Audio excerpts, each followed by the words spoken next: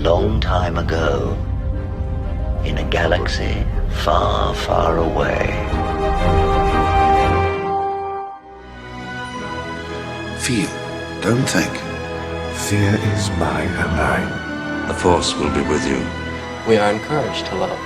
Be mindful of your thoughts. I will not betray the Republic. Hey, Your Worship, I'm only trying to help. Scruffy-looking nerf herder. I'm not afraid. You must unlearn what you have learned.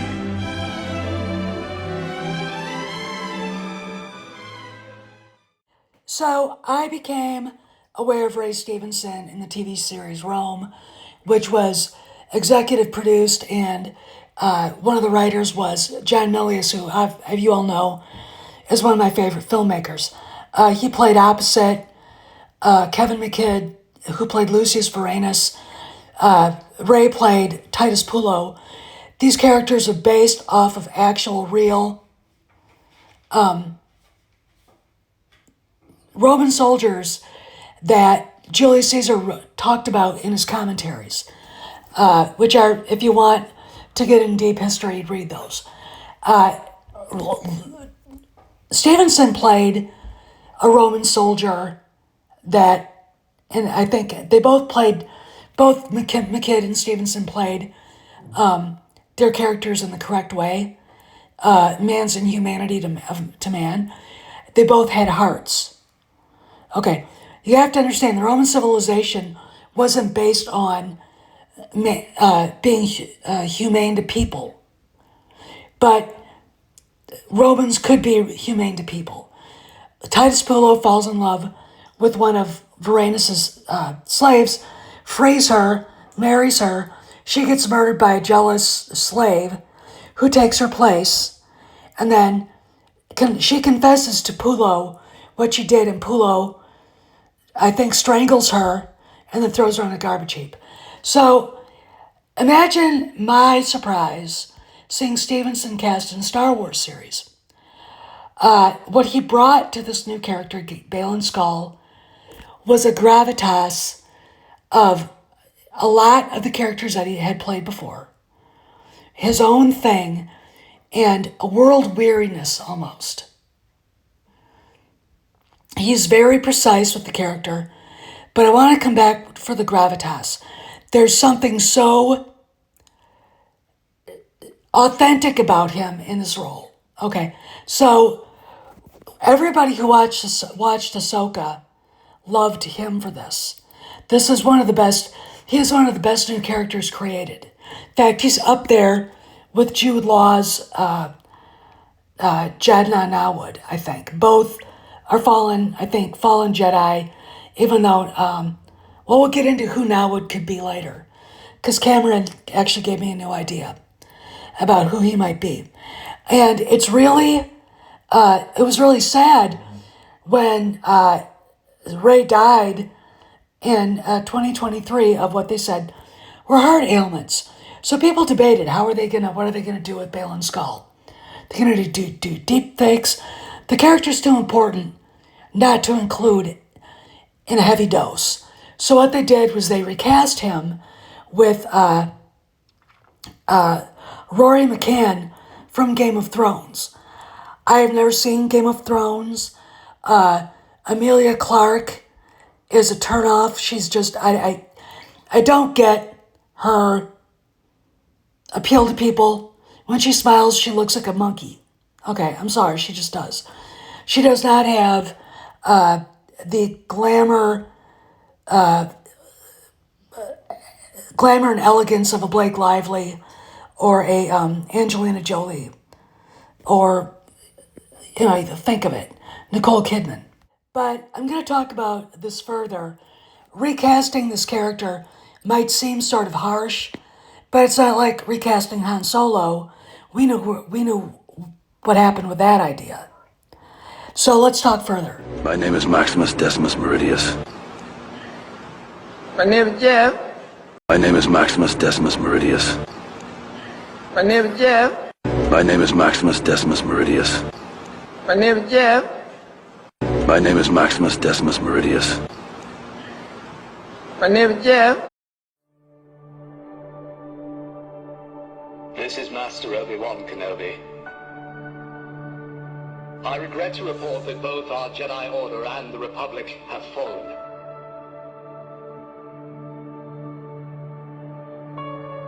With the dark shadow of the Empire rising to take their place.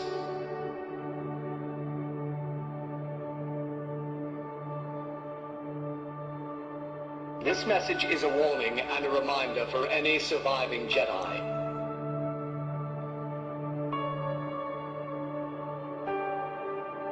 Trust in the Force. Do not return to the temple. That time has passed. And our future is uncertain. We will each be challenged. Our trust, our faith, our friendships.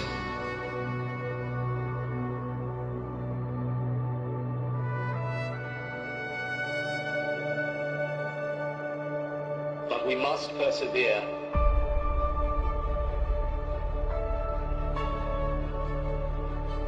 And in time, a new hope will emerge.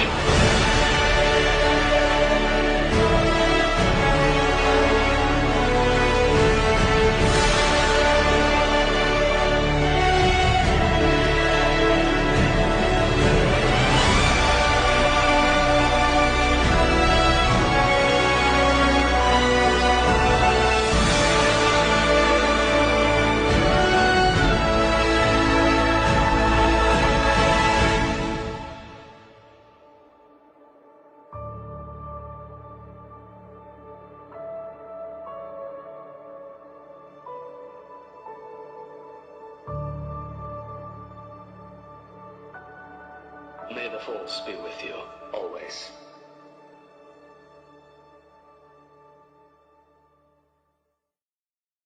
So, McCann's a tad bit younger, like a couple of years younger than Ray Stevenson. And he acquitted himself quite nobly in Gladiator 2, which I haven't seen, and I really don't want to see it because I'm that movie really didn't need a sequel, in my opinion.